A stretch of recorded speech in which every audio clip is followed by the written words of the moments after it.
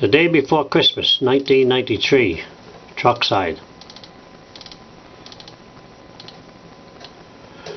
It was the day before Christmas, and on the truck side, the mood was quite somber, like someone had died. The floor was all cleaned by the service line crew, and the rest of the men. They had nothing to do. Now Ivan was reading the Montreal news. You could tell the Abs lost, 'cause he was down in the blues. And the manager Harry looked a very sad sight. Now with the taxes, he can't take the company flight.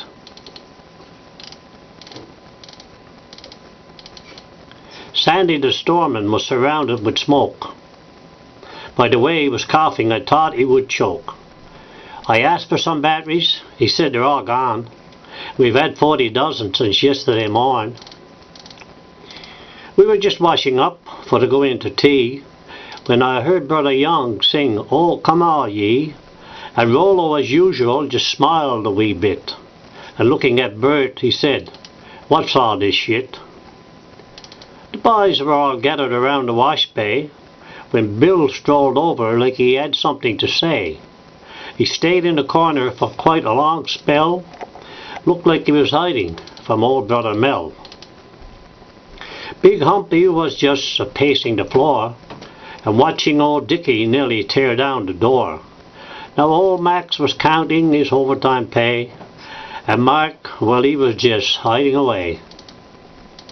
Kenny just stood there with his painted-on smile, and Scotty was chewing on a piece of tin foil. Just to look at the face of old Jerry, you'd see that he was still mourning the fall of the PCs. Now Fancy and Pierre were both rushing around. They were designing a garage that would be underground. On its size and its shape they could not agree, so Mel sent them looking for a Christmas tree. The Hardy Cat boys had their heads hanging low, 'cause their super jags were no good in the snow. So they wrote to old Santa, just like last year, and asked him to bring them a big bombardier.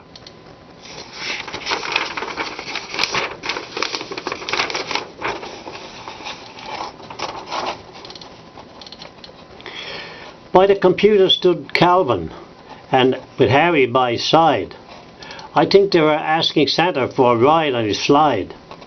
In the corner stood Spencer, just picking his nose and squealing like he dropped a VK on his toes.